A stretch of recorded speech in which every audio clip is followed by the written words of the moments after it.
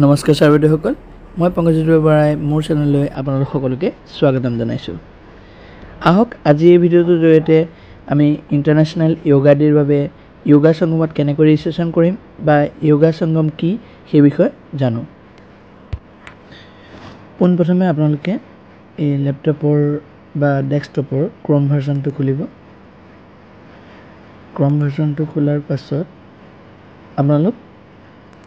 আপোনালোকে চাৰ্চ বাৰত চাৰ্চ কৰিব য়োগা। মই বৰ্তমান লেপটপত কৰি আছোঁ, লেপটপত কৰিলে সুবিধা হয় কাৰণে, কিন্তু আপোনালোকে মোবাইলতো সেইদৰে কৰিব পাৰিব। এতিয়া চাওক, য়োগা মোৰ ইয়াত কৰা হৈ আছে কাৰণে এনেকৈ দেখুৱাইছে। য়োগা সংগম বুলি লিখিলেও মই এতিয়া এইটো কাটি দেখুৱাইছোঁ লাগিলে আপোনালোকক। য়োগা সংগম মাৰিলে অট'মেটিকলি বহুতকেইটা পৰ্টেল খুলি যায়। আপোনালোকে য়োগা সংগম ৰেজিষ্ট্ৰেশ্যন বুলি মাৰি ল'ব পাৰে আৰু চাৰ্চ কৰি দিব পাৰে। চাৰ্চ কৰিলে দেখিছে য়োগা সংগম বুলি আহিছে। এইটো চাব, আপোনালোকে চিম্বলটো চাব, য়োগা সংগম আহিছে। আমি য়োগা সংগমত ক্লিক কৰিম। ক্লিক কৰিলে দেখিছে ইয়াত বহুত কিবা কিবি দেখিব, আপোনালোকে চাব পাৰে এটা এটাকৈ। যিহেতু মই ৰেজিষ্ট্ৰেশ্যনৰ কথা ক'ব আহিছোঁ বা য়োগা সংগম কি সেইটো বিষয়ে ক'ব আহিছোঁ, গতিকে মই এইখিনিৰ পৰাই ষ্টাৰ্ট কৰিছোঁ। এতিয়া য়োগা সংগম লিখা হৈ আছে দেখিছে, এইখিনিকে আপোনালোকে পঢ়ি ল'ব।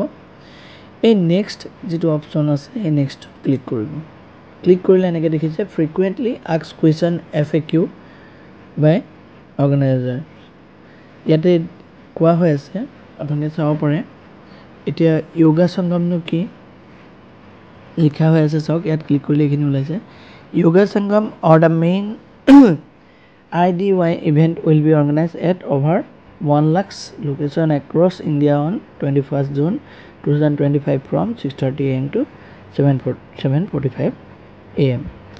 এই যোগ সংগম অনুষ্ঠানটো সমগ্ৰ ভাৰতৰ 1 লাখৰো অধিক স্থানত 21 জুন 2025 তাৰিখে পুৱা 6:30 AM 6:30 বজাৰ পৰা 7:45 বজালৈ আয়োজন কৰা হ'ব।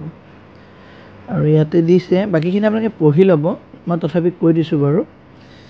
Previous year with the audition of a facility of the Ayush Ministry to track the events on the portal.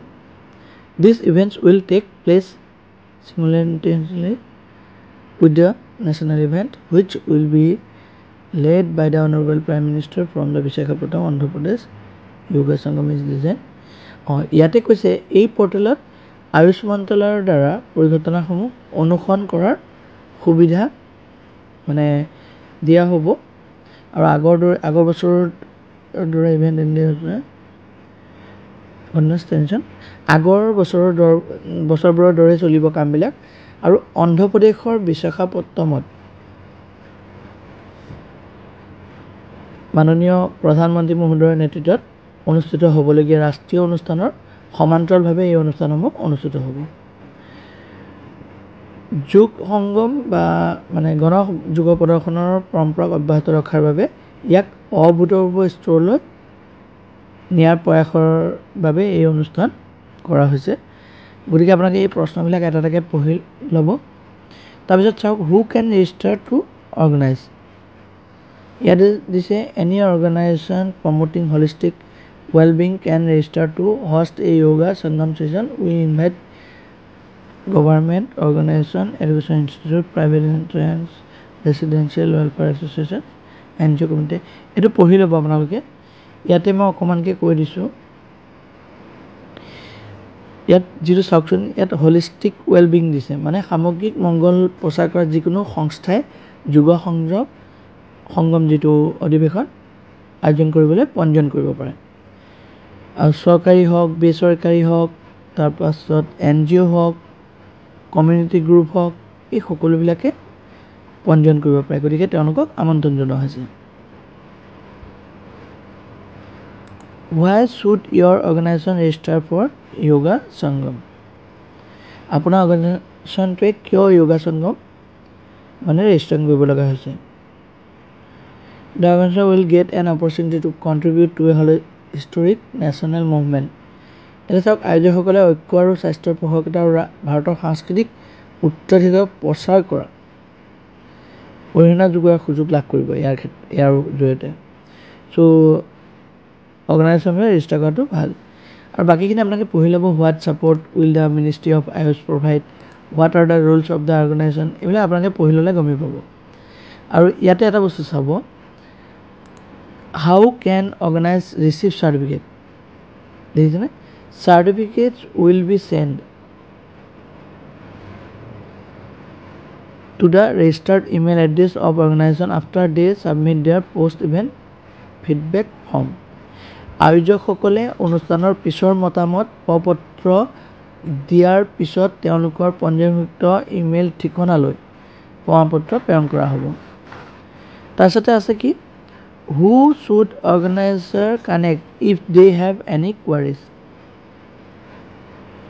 যিকোনো প্ৰশ্নৰ বাবে আপোনালোকে এইটো যিটো ইমেইল দিয়া আছে ইয়াত আপোনালোকে যোগাযোগ কৰিব পাৰে।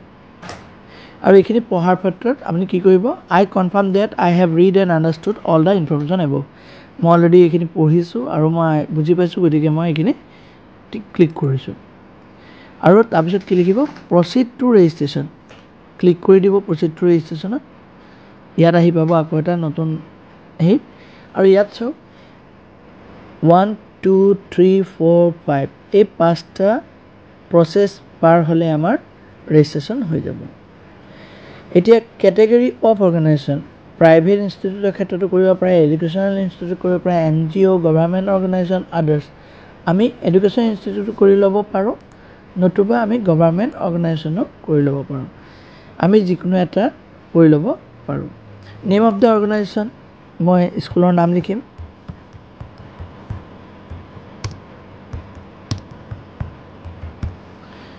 তাৰপিছত আপোনালোকে ষ্টেট দিব নিজৰ। মনত ৰাখিব ইয়াত থকা অৰ্গেনাইজেশ্যনকেইটা চাই ল'ব আপোনালোকে কি কিহত কৰিব পাৰে। তাৰপিছত চিলেক্ট ডিষ্ট্ৰিক্ট মাৰিব, তাৰপিছত পিনক'ড মাৰিব, স্কুলৰ মাৰিব দেই, মানে যিহেতু স্কুলৰ ক্ষেত্ৰত কৰিছে। আৰু যদি আপুনি প্ৰাইভেটকৈ কৰে তেন্তে প্ৰাইভেটৰ ক্ষেত্ৰত নিজৰ পিনক'ড মাৰিব। তাৰপাছত আপোনালোকে এড্ৰেছটো ভৰাব। এড্ৰেছটো ভৰোৱাৰ পাছত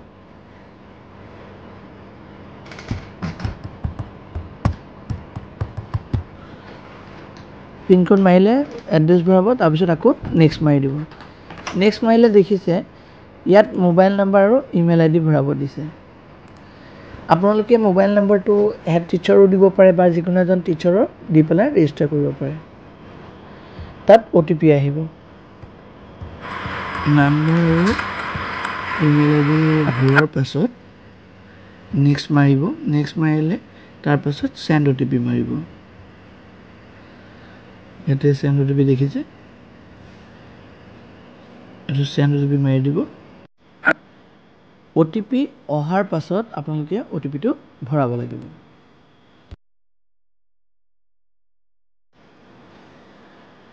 OTP ভৰোৱাৰ পিছত ভেৰিফাই OTP মাৰিব লাগিব। এয়া OTP ভেৰিফাই ছাকচেছফুল হয়, you can press to the next step. আপুনি আকৌ নেক্সট মাৰিব। এইবাৰ আকৌ কি কৰিব, য়োগা সংগম ভেনু ডিটেইলছটো মাৰিব। যিহেতু আমি স্কুলতে কৰিম গতিকে মই স্কুলৰ দিম, আৰু আপোনালোকে নিজৰ স্কুলৰ ক্ষেত্ৰত কৰিলে স্কুলৰ দিব, আৰু নহ'লে সংস্থাৰ ক্ষেত্ৰত কৰিলে সেই সংস্থাৰ এড্ৰেছটো দিব। ক'ত মানে আপুনি ভেনুটো কৰিছে, মানে ক'ত কামখিনি কৰিব।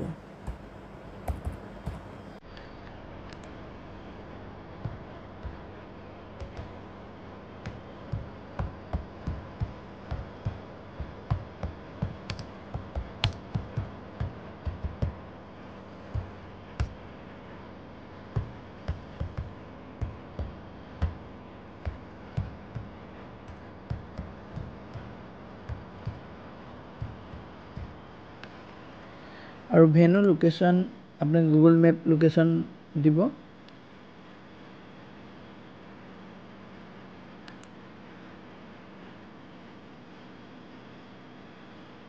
Please copy and paste full Google map URL for the venue location. Download PDF guide লৈ ল'ব। ইয়াতে গম পাব আপোনালোকে, ইয়াত এনেকৈ খুলি চাব পাৰিব। মই দেখুৱাইও দিছোঁ বাৰু আপোনালোকক এবাৰ চাওক। ইয়াত আপোনালোকে কেনেকৈ ভৰাব লাগিব সেই বিষয়ে খুব ধুনীয়াকৈ দিয়া হৈ আছে আপোনালোকে সেইমতে এই লোকেশ্যনটো আপোনালোকে ট্ৰেক কৰিব পাৰিব ভেনু লোকেশ্যনটো কম্পালচৰি নহয় গতিকে মই আকৌ আগৰ পেজলৈ আহিছোঁ আৰু এতিয়া আমি নেক্সট মাৰিম